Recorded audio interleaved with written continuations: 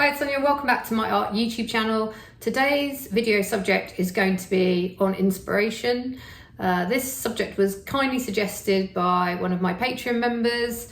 And I was like, yeah, this is actually a really great theme to tackle, because for me here, it's like well, I've got one kid off. The kids' school holidays are coming, and it means that my schedule's probably gonna be a bit more chaotic, and it's good for me to think about, yeah, where do I get inspiration? How can I get more of it?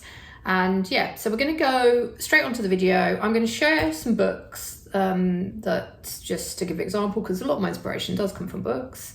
And also I'm going to make a list myself of all the ways I'm going to be getting inspiration, or I get inspiration, and I'll share some work and maybe make a piece where I show kind of like how I like to mix things together, and sort of use my work to then inspire other work, if that makes sense. Anyway, let's go.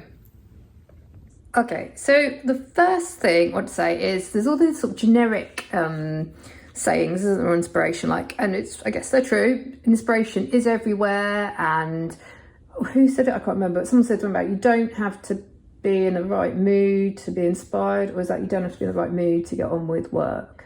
I can't remember, but I know there's a lot of generic, inspiring quotes out there. I want to get down into some specifics and into categories. They're in no particular order of my favourite category, but I would say for me, books are a major source of inspiration, and yeah, they always have been. I mean, I guess when I was a child, that's how I kind of learnt to draw, was borrowing books from our local library. I feel like I knew that art section pretty well as well, because it was a small library. But yeah, there's definitely a wealth of information to be found in books. And I like the fact, especially nowadays, that it's time off a screen as well. It sort of can be quite quiet, reflective time. And the funny thing is, I've just said, going back, I used to really love these sort of very traditional how to draw manuals, how to do watercolour, art books, impressionists. What's really freed me up has been finding some books that are just little books on creativity. Like, for example, Austin Kleon has written some small, very inspiring books. They're easy to read. I've got a couple of his on Kindle, so I can't show them as a natural thing. I want to reread this one. I think this is by Rod Judkins, and I think I may have it on the Kindle as well. I think I bought the paper copy because I loved it so much. 89 Ways to See Things Differently, The Art of Creative Thinking. And I've got another one. I might just do a series actually on these and go through them and talk about why they really work for me. I always sort of knew or felt a little bit of an outsider in how I was wanting to mix things up, or some of the ways I was wanting to push my art and not be so traditional. And I think that reading these books really encouraged me. For example, just looking at this page here, like Chanel, you have to make the most of your uniqueness. No one else can draw from your childhood and teenage experiences, from your school days, or from your parents.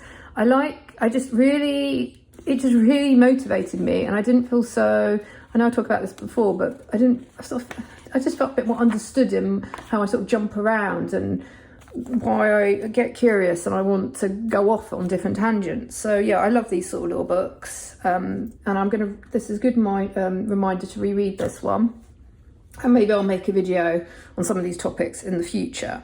Also, another one that's very popular at the moment, and maybe you guys have, hold on, I'm just looking at my bookshelf. The Creative Act by Rick Rubens is being mentioned a lot in, by all manner of artists, musicians. So yes, and you can also borrow these books from the library. I will do a video on creative books that don't have lots of pictures, and yeah, I will recommend some, because you can just put them on hold from your library. Another way on my list is sort of, again, I haven't got examples, but fiction. I love borrowing, I love reading before bed. That's something I've always done that I find helps wind me down and relaxes. It's something at the end of the day, and I try and do with the kids. And I think fiction, even though this is novels, how this relates to art is, I get, you empathise with characters. You can follow their sort of journeys, and sometimes it just sparks how they describe a scene or something. It will spark something. And I'll be like, oh, I wish I could draw that, or oh, that's a good idea. The colours, I don't know. I think it comes into the work, maybe subconsciously, consciously. So yeah, all manner of books can be of benefit to our art practice. This one I've got out because, okay, this is, I don't know, is it George Baselitz? And it's a Guggenheim Museum book. I got this for $2 from, I don't know if you have library sales near you, or charity shops, thrift stops. This isn't necessarily the book I would have purchased full price.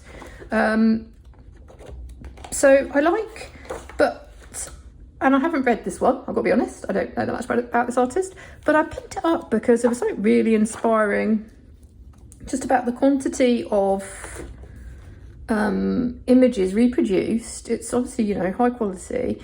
It's getting into sort of the territory that I'm finding interesting myself, sort of more loose, naive, I guess, sometimes, what do you call him? I have to even read about it, but sort of an expressionistic. And also I do know that he is a guy that's an artist that painted upside down, which is an interesting art exercise to loosen up and to look at something in a different way that I have done on this channel before. And I did actually use his images. I think I shared it, but let's probably mark the page. But he did some sculptures, some wooden sculptures. I was like, well, I can draw that quickly in my own style. So I think buying these sort of books opens you up to a range of other artists, and also gives you a bit of reference material. For example, I'm just looking down on my floor, an Anthony van Dyck book, and a Louvre book. I got those secondhand, and sometimes I just like to have, if you don't know what to do and you're lacking any inspiration, grab an art book, copy from an old master. Artists have been doing this for centuries. I mean, we know it's a way of learning, and it doesn't even mean you have to copy. You can copy their art, but make it in your style. I guess you're learning through it, you've got something if you're an artist that sometimes needs a reference, you can't just go off in your imagination. You have something to refer to and just have a go at doing in, your own way. And it, as I said before, it just gets you off the whole screen thing, which you can end up going down a rabbit hole of kind of distraction and taking ages to find an image to settle on. Because, sometimes with the internet, there's just an overwhelming amount of, am I contributing to it? An overwhelming amount of noise and choice. So then talking about books I buy, this one I did treat myself to. Sonia, my husband, came in the studio, goes, oh, this book's arrived for you. And I'm like, yeah, I did put that on a offer. I did purchase this. I try and look when they're on offer. I just really, sometimes I want my own copy of a particular artist, because I want, the problem sometimes with libraries is it's hard to get them, and they're heavy, to return them. Sometimes I just want to have my own copy of particular artists for myself. And I've got art books I've had for years that have travelled with me, and they've probably lasted a lot longer than I have when I've purchased, say, a handbag or a pair of shoes. So yeah, and I do just get a lot of pleasure, sitting sometimes and just having a coffee, looking through, or lunch, looking through these sort of art books, and they just, I feel like they make you want to have a go, to draw. So yeah, this one, this is brand new, so I haven't really looked for it myself, but I did know that I wanted to see her drawings and a glimpse inside other people's sketchbooks. It's just really, and there's a lot. Why I particularly wanted this one is, I like, for me, going abstract sort of, and the patterns. So yeah, I'm going to have a look at this one. And again, if it turns out, and I'll read it, and maybe I will go over it a bit more on this channel as well. Okay. And I just say, I do know people are limited for space. One of the things I try and do is that whole let one in, let one out. So I do try and occasionally go through, and if I haven't, and we change. I had some art books. I was like, I had these when I was 20 or something, and I'm not into that. I'm not into like watercolour challenge anymore. I can probably donate that on. Someone else will want to do that or find that useful, and then I feel like it makes room for my sort of, you know, newer interests. Okay, I thought I would just quickly sort of write out a list, and then I've got a bit of work to my right of me to illustrate this fact. So I've covered also, you know what, I might screenshot this as well for Patreon, take when I finish this list, in case anybody wants it. Or feel free also now, if you're hopefully you're drawing with me, to compile your own list of, you know, for if you're off like with kids this summer. So you've got some things that you can just, when you are a bit stuck, refer to and be like, oh, maybe I should go and check out some books. So I said non-fiction, fiction, art, library. I love the library. The library is the library for me is, oh, I could get lost in libraries. They're always a source of inspiration. They're like my happy place. I like to just go there, browse the shelves. I mean, also book covers. Book covers, I love looking at book covers. Yeah, the library. You can put things on hold. I mean, nowadays there's even electronic books. So these are art books. And then secondhand. Then obviously you can as well, so you can get them cheap, or buy them for yourselves as a treat, or ask for gifts if people, you know, like, oh, what should we buy you as a gift? And you don't, if you feel free enough to say. The other place I'm going to put, oops, just dropped that. I'm going to put music down next. So music is such, I love music. I don't know, why do I get inspired by music? I think I like to have it on. Sometimes where I feel like it feeds into my drawing practice, or gives me, energizes me, or I can fit the music to what I'm doing, or yeah. I mean, I'm not at all musical. I've got zero musical ability. And I think it's such an individual thing. I know we've all got our own, you know, different genres that we go to. I'm going to put what I have been really getting back into are DJs, really, like sort of Fred again, Skrillex. I'm just reading some famous ones, but I've got Hamdi. So I grew up in Essex when I was a teenager. I guess we also grew up with our parents' musical tastes, which was sort of more, my dad was sort of more Rolling Stones rock based and guitar. But like, I grew up, when I was a teenager, it was like going out clubbing, and there was a lot of dance music. It was like the 90s. And now it's strange how I've sort of full circle. There's a lot going on in that scene, sort of like remixing, like this UK garage is getting big again. I really like the fact with DJs, and it sets an atmosphere, I guess. Like, look for, what I'm saying is, look for the music that really speaks to you. Lyrics, I'm really always impressed with. The lyrics sometimes are a bit like poetry for me. I feel when I can listen to it, and sometimes a line will catch my just catch my attention. I'll sometimes write it on a painting and then cover it up, because I just sort of feel it in that moment. It really sort of speaks to me. And I like the fact with DJs, why I like it is because I feel it's similar, how they're mixing things up is similar to sort of me at this moment. Like, I really like, sometimes you can use old work. So sometimes, for example, a DJ will sample something, an old song, but how they remake that song or lay on, I don't know, however they do what they do, they completely change it into another sort of genre. And to be honest with you, sometimes I prefer their version to the original. And I think isn't it the whole still like an artist, that whole concept of, mixing things up to make something new, which I kind of feel is my sort of ethos.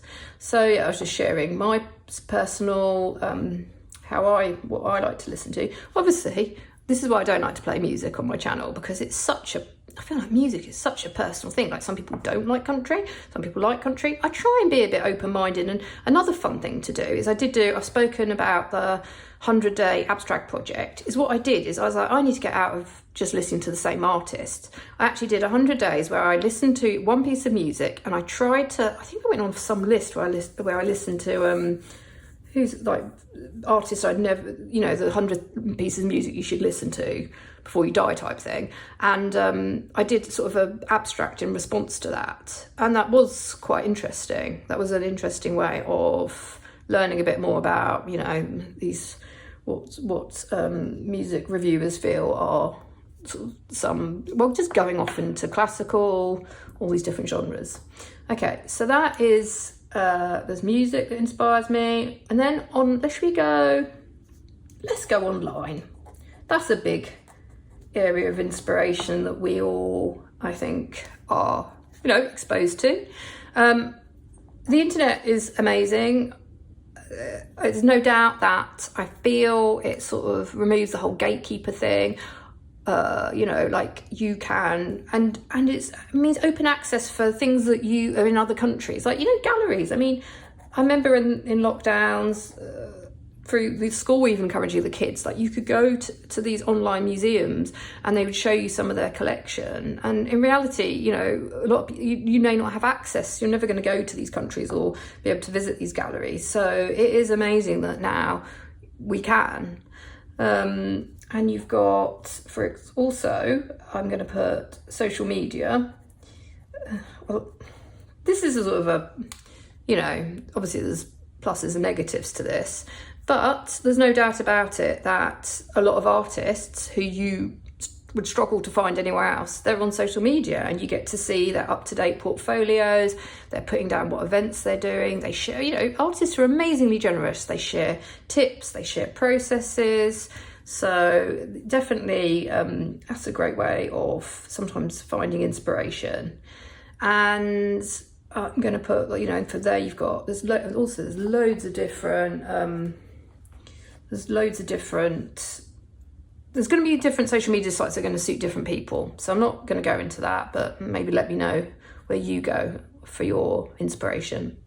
YouTube, well, actually does that come under? It's not really, I'm going to put YouTube because I'm on YouTube. And the reason I'm on YouTube is because I never used to really watch a lot of YouTube, to be honest with you. And I don't know when it changed. Maybe I was getting, which I've spoken about, a little bit sort of bored. I was being less inspired by Instagram, and I was wanting some more inspiration. Also, during the period where the kids had to learn from home, I know the school were even recommending a lot of YouTube videos by artists and educators. And for example, Austin Kleon's How to Make a Zine video, the kids were watching. Who is it? The one who does the pigeon, Don't Let the Pigeon Drive the Bus. He made a really good series of videos for kids on how to make little flicky animation books. And I was like, the boys also got really into, was it Art Hub for Kids and Jazza? And I was like, wow, there's a wealth of art information on here.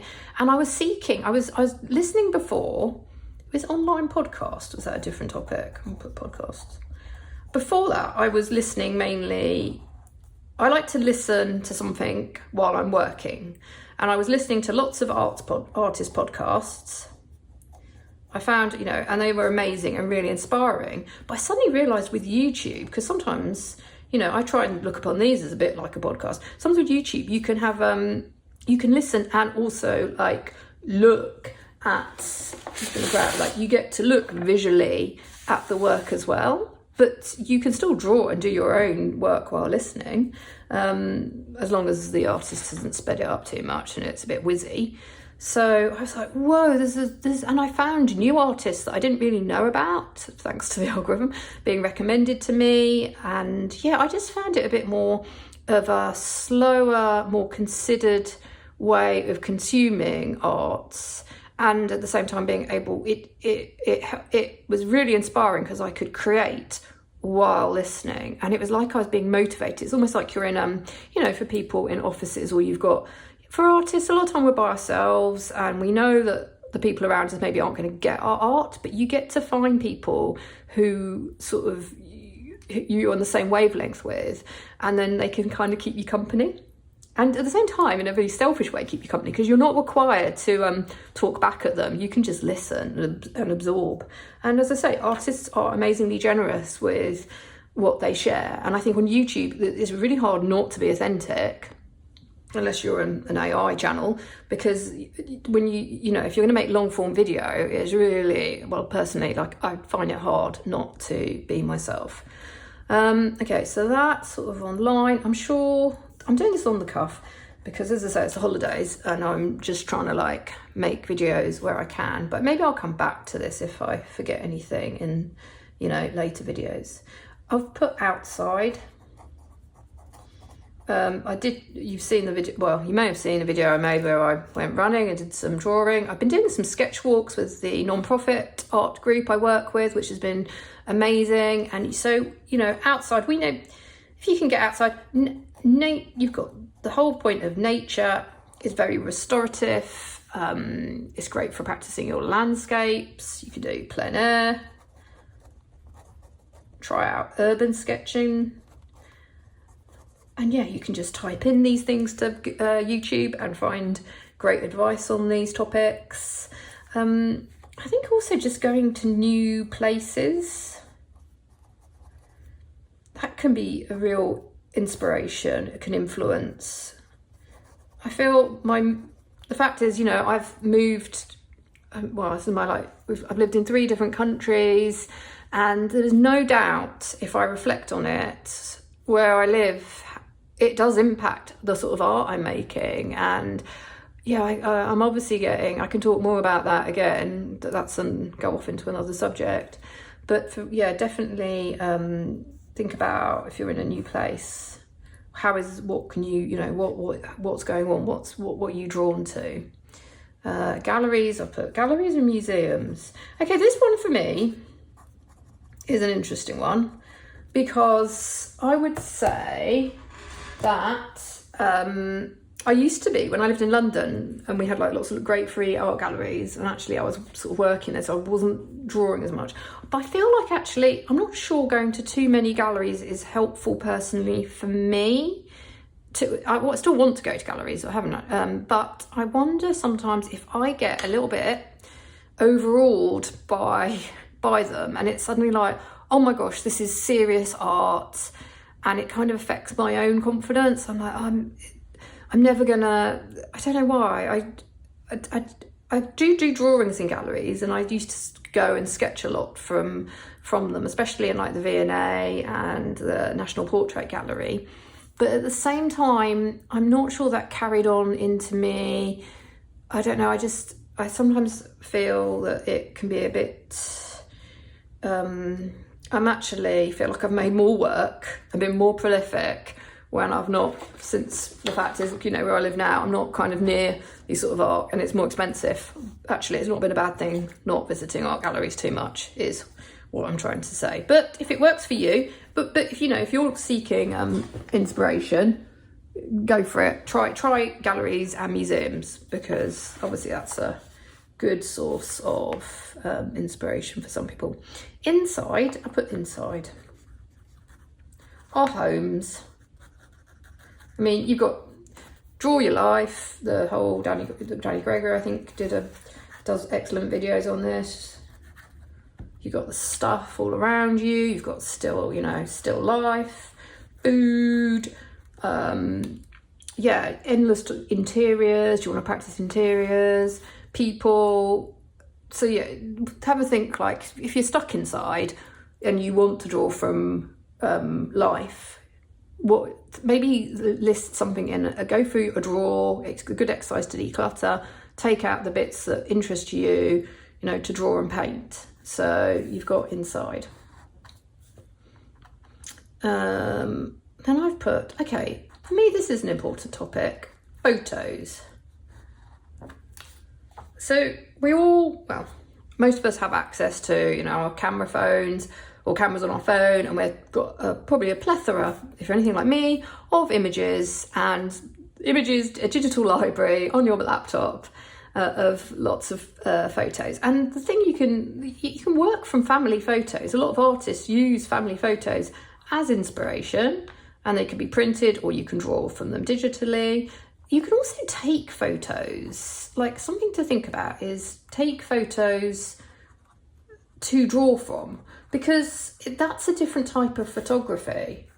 I have to remind myself when I'm out, I don't always just have to take family snaps. I can also take these sort of weird photos, like I don't necessarily want the kids in there smiling at me. I kind of want to take them walking off into the distance, or I'm kind of trying to take, I'm taking a photo which has got something interesting in it that I want to draw from later. So yeah, that's definitely, and I think there's a little bit of, sometimes there's a little bit of, not snobbery, but you'll get different advice, obviously, because some artists are not like me, and they're very, you know, stick with their way of working and maybe traditional, and it's like, well, let's just do plein air landscapes is the most impressive all the way to work.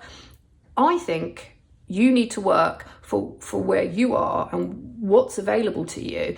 And, you know, for some people, if you've got like illnesses or for where you are and you can't get outside and stay outside, or you're not allowed to have contact with too many people, or there could be really good reasons, and also just because you prefer working from photos.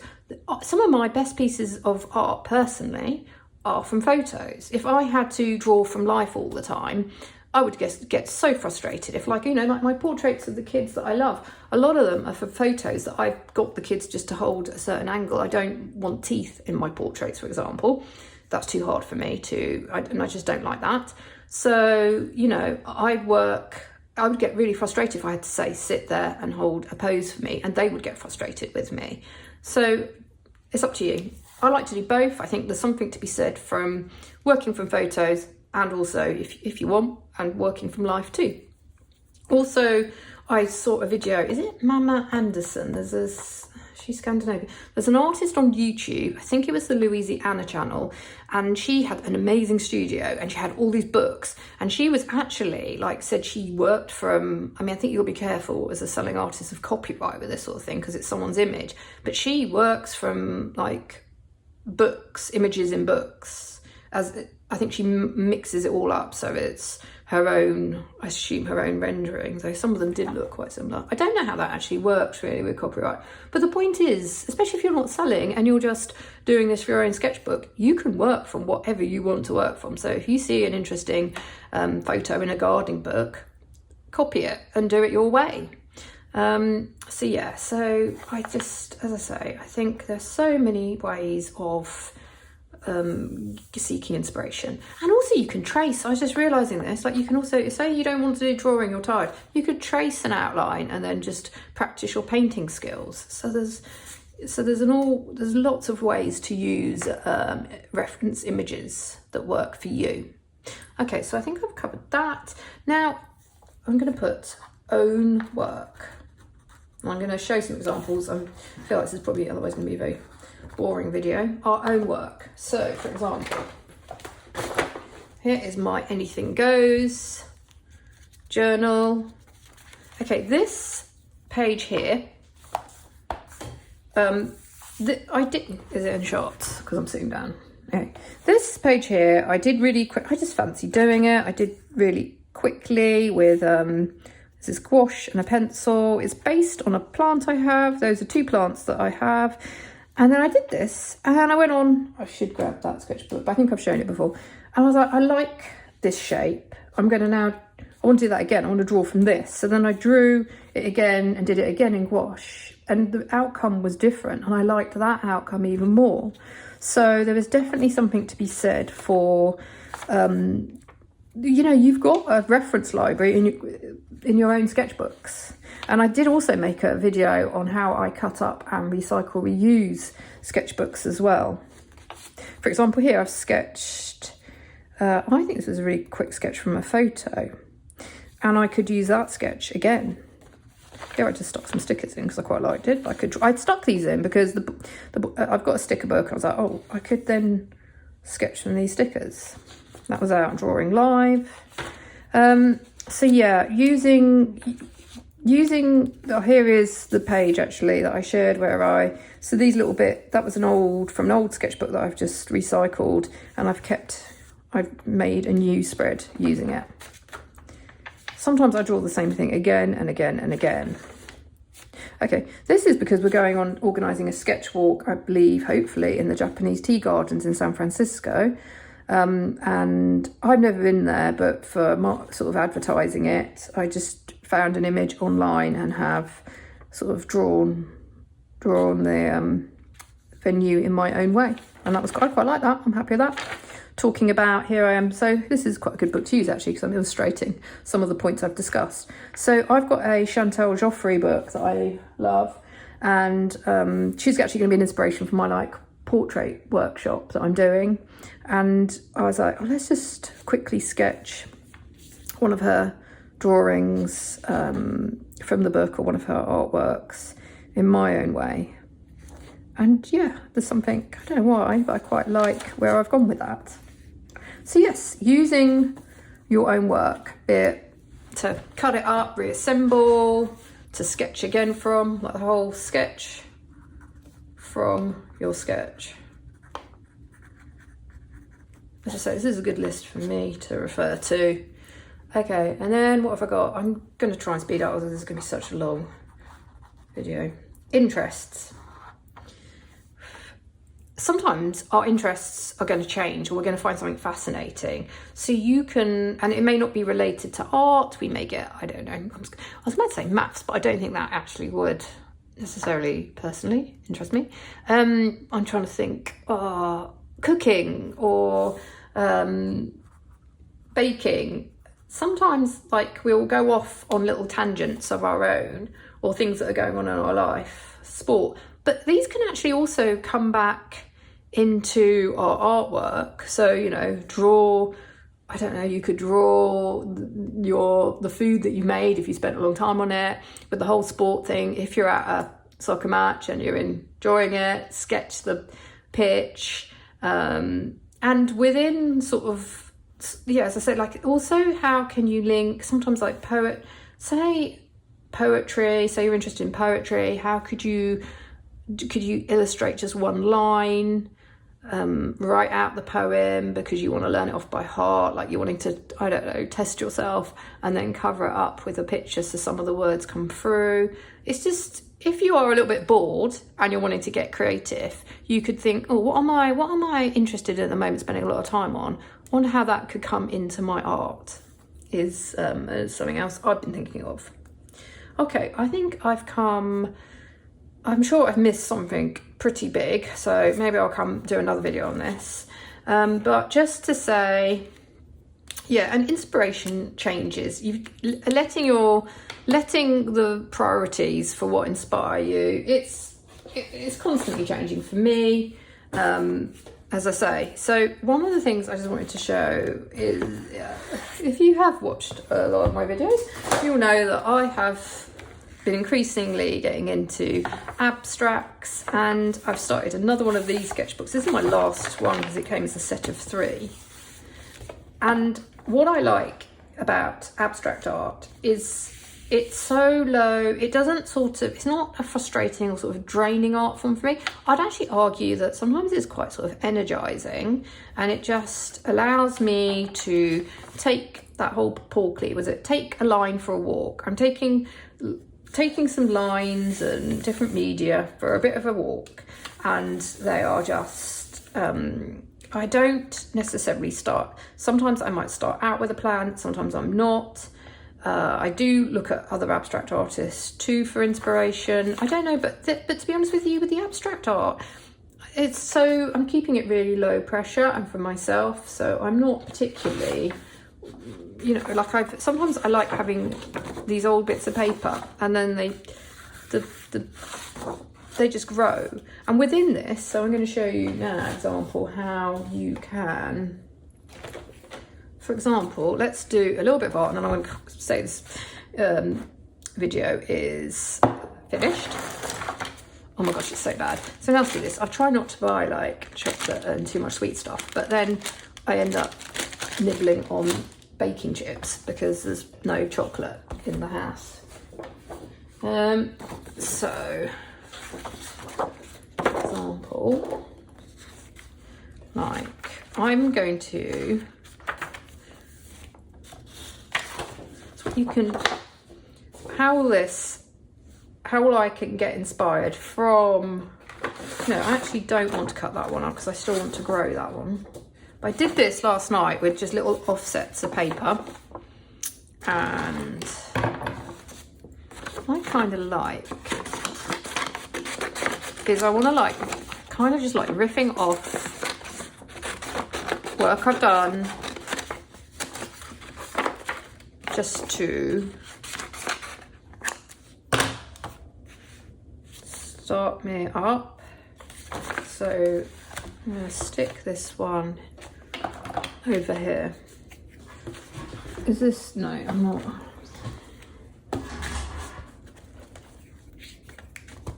It is also good to have a very low pressure sketchbook if you are wanting to, as it were, inspire yourself from your own work, because I sometimes feel otherwise what I'm trying to get away from is this whole like idea of perfection or the worry about mistakes. In actual fact, I'm trying to make mistakes in a weird way because I learn from them. Whoa, like, stick that down. And you get, sometimes I think the mistakes actually, especially in the day and age of, I don't know, now we're sort of, I guess, a lot of perfect artwork. It's going to be pretty obvious that this is handmade when you get some really sort of glaring, the bits that don't quite fit. I kind of like that. I kind of like that. I don't like things to be too finished and perfect, but that's my taste at the moment. So then what we can do is I can look at this and sort of see, this is the other fun thing you can do, like where could I want to like carry this bit on, and now I'm going to introduce, I want to get really a little bit crazy with it, which is what I've been wanting to do with figurative work. Can I just say that sometimes I know, because I'm going to be doing a fairly, for me, traditional portrait class, it's like in my off time, because I am preparing for that and I'm trying to practice and think about how I can share my tips and process. But at the same time, I kind of want, when I'm off, it's like I want to follow my sort of weird passions, and I like, what I want to do is, okay, so I did this sketch of myself. I took inspiration also can come from taking your own reference pictures. Like I like to use, I've got to be honest with you, in this day and age with all this controversy sometimes on, you know, online photographs, and people understandably, do they want to be necessarily drawn or rendered in my way? If I use myself as a model, sorry, but I can, that's my image. I can do what I want with it. So I'm gonna then try and draw it really sort of loosely here.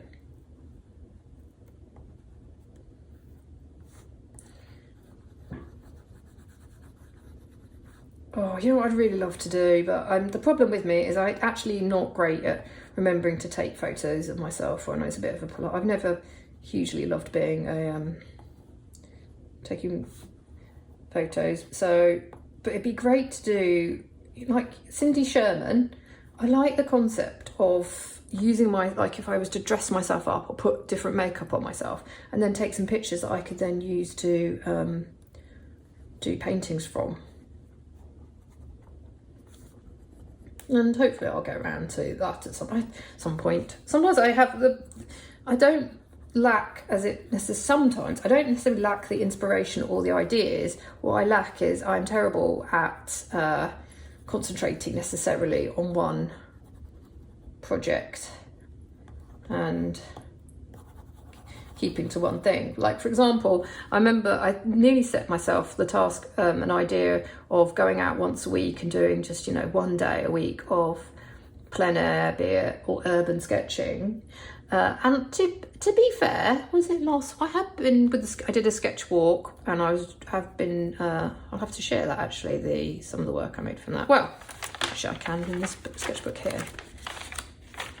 yeah, this was actually, so when was this? But so yeah, actually in theory, if I go out this week, I will have kept to my project idea. One thing I'm having to deal with is slightly, and this is all on me, is I have a tendency to, I create my own overwhelm in terms of creative ideas, and like all my sort of, not business, but where I'm sharing my work, I am trying to simplify, and I'm also mindful of, I've got a lot of things going on, but what can I let go so that actually maybe there'll be more room in my head for me to focus, especially with summer coming up. But on the other hand, I think for those of us, you know, who I like a routine, and reality is you can't have it your own way. Come summer, and this is all good stuff, but just because I want to be a hermit and have a routine, you have to go with the flow. And so it's going to be hopefully good for me to try and create art a little bit more chaotically in the moments, and yeah, adapt my sort of regime, like just to say this is kind of, I feel that's kind of finished. On this channel, it's going to be, I'm not setting myself any hard, fast rules. I feel like I've actually uploaded quite a few videos recently because I feel like, yeah, if I've got the time, I'm going to go there, and hopefully these will be helpful for you. And then, yeah, we'll see. We're just going to go with the flow. So thank you for watching this video. Hopefully I have shared how I get inspiration. If I've missed anything glaringly obvious or something how you get inspiration, please do share it in the comments. And yeah, thanks as always, and I will see you in another video. Bye.